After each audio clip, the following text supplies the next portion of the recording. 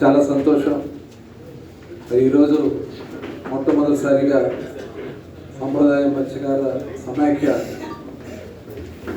నూతన కార్యవర్గాన్ని ఏర్పాటు చేసుకుని అన్ని జిల్లాల్లో కూడా కార్యవర్గాన్ని ఏర్పాటు చేసుకుని తొలి సమావేశాన్ని ఏర్పాటు చేసిన అధ్యక్షులు నడుగుల అర్జునరావు గారికి, అలాగే ముత్యాల గారికి, ఈ కార్యక్రమానికి ముఖ్య అతిథిగా విచ్చేసిన గౌరవనీయులు పెద్దలు మోపిదేవి వెంకటరమణ గారికి, అలాగే పెద్దలు సిఆర్ రాజన్ గారికి,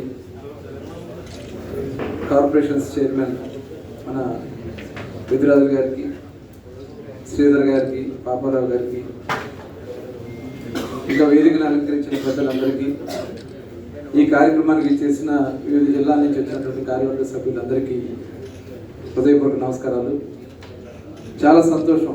ఇది ఏదైతే మన సంప్రదాయ మత్స్యకార కులాలన్నీ కలిసి ఒకే వేదిక మీదకి రావాలని చెప్పి 2014లో మనం నిర్ణయించుకుని ఆనాడు మరి మోపిదేవి వెంకటరమణ గారు, నడుగుల నరసింహరావు గారిని ముందు పెట్టి ఆ రోజున సమావేశాన్ని ఏర్పాటు చేసుకున్నాం. తిరుపతిలో, విజయవాడలో అయితే చాలా సమావేశాలు పెట్టుకున్నాం.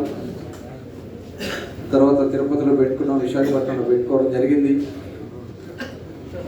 మరి తర్వాత కొన్ని కారణాల వల్ల మనం అది ముందుకు వెళ్ళాం. మరి ఆ రోజున మరి నడుగుల నరసింహరావు గారి గురించి మీకు ఒకసారి అందరికీ తెలుసు.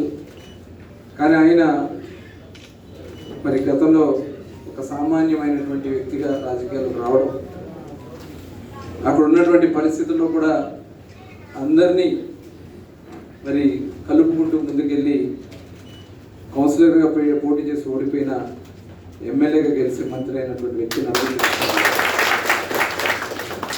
ఆయన వచ్చిన అవకాశం మొట్టమొదటిసారి మంత్రి అయినా, మత్స్యశాఖ మంత్రిగా ఆయనకు అవకాశం వస్తే ముఖ్యమంత్రి గారితో వారు చాలా సన్నిహితంగా, ఆయన మీద ఒక నమ్మకం.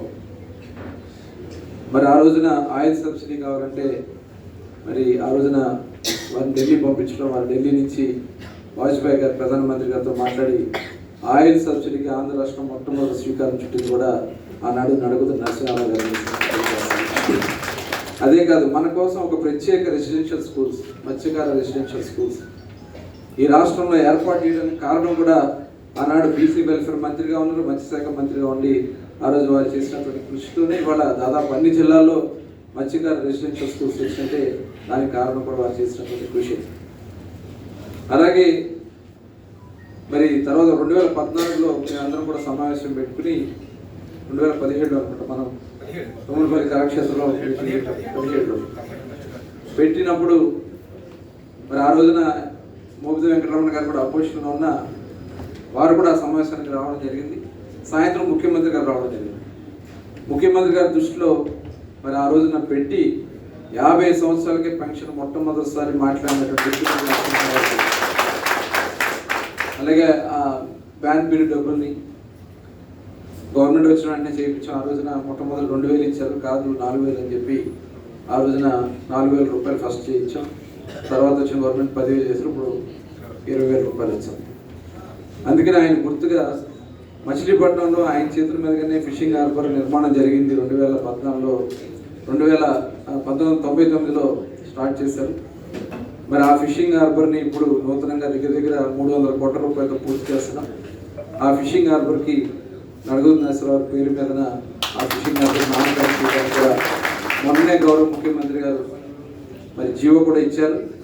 అక్కడ ఆయన కాంక్ష విగ్రహాన్ని కూడా ఏర్పాటు చేసుకుని త్వరలోనే దాన్ని ప్రారంభోత్సవం చేసుకున్నప్పుడు ఈ సందర్భంగా తెలియజేస్తూ, ఇది మనందరి యొక్క లక్ష్యం, మన సామాజిక వర్గాన్ని అభివృద్ధిలోకి తీసుకురావాల్సినటువంటి అవసరం. వచ్చిన ప్రతి అవకాశాన్ని ఇప్పుడు మీరందరూ కూడా కార్యవర్గాలుగా ఏర్పడయ్యారు.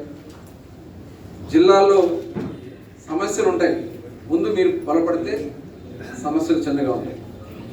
ముందు మనం బలపడకుండా సమస్యల పట్టు తిరిగితే అవి కొన్ని పరిష్కారం చేయగలుగుతాం, కొన్ని పరిష్కారం చేయలేకపోతాం. కానీ మనం స్ట్రెంగ్త్ అవ్వడానికి కావాల్సినటువంటి కార్యక్రమం అందరినీ సమైక్యంగా అడుగుని ముందుకు తీసుకెళ్ళడం, వాళ్ళందరిలో ఉన్నటువంటి ఒక చైతన్యాన్ని తీసుకురావాల్సినటువంటి అవసరం.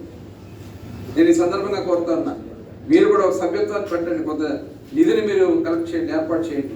ఎవరికైనా కష్టం వచ్చినప్పుడు మేము ఉన్నామనే ఒక నమ్మకాన్ని మీరు క్రియేట్ చేసిన రోజు ఖచ్చితంగా ప్రతి ఒక్కరు కూడా మనతో ఉంటారని దానికి కావాల్సినటువంటి ఏదైనా సహాయ సహకారం కావాలన్నా వేదిక మీద ఉన్నటువంటి మేమే కాకుండా ఇప్పుడు కొండబాబు గారు ఉన్నారు, అలాగే నాయకర్ గారు ఉన్నారు, ఇంకా చాలా మంది నాయకులు మన వాళ్ళు ఉన్నారు.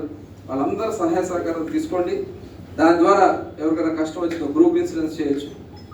ఇవాళ ప్రభుత్వం ఇచ్చే డబ్బుల కోసం ఎదురు చూడకుండా ఇమీడియట్గా మట్టి ఖర్చులకు మీరు ఫస్ట్ రోజు వెళ్ళి ఎవరికైనా నష్టం జరిగినప్పుడు వేటకి వెళ్ళినప్పుడు ఏదైనా ఇబ్బంది వేస్తే వాళ్ళకి ఫస్ట్ రోజు మీరు తీసుకెళ్ళి మీ చేతితో డబ్బులు ఇస్తే ఆ కుటుంబాలన్నీ కూడా మనకి రుణపడి ఉంటారు. ఆ రకంగా మనం చేయాల్సినటువంటి కార్యక్రమాలు చాలా ఉన్నాయి. ఖచ్చితంగా కింద గ్రౌండ్లో మీరు మీ కమిటీలు బలోపేతం కావాలి. దానికి మీరందరూ కూడా కట్టుబడి ఉంటారని నేను అడుగుతాను. మీరందరూ ఈ కమిటీని స్ట్రెంథెన్ చేసుకోండి, దానికి ఒక కార్పస్ ఫండ్ పెట్టుకోండి. అదే రకంగా దానికి కావాల్సిన సపోర్ట్ ఏదైనా ఉండడానికి ప్రభుత్వ పరంగా మనం చేద్దాం. పథకాలన్నీ కూడా అవగాహన కల్పించుకోండి. గ్రామాల కింద ఇప్పుడు ఆడబిడ్డలకి అవసరమైతే సీబీడీ అని వస్తుంది, సీబీడీ మీద కొంత అవగాహన కల్పిద్దాం. దానివల్ల లక్షల్లో ఆదాయం వస్తుందని చెప్తా ఉన్నారు.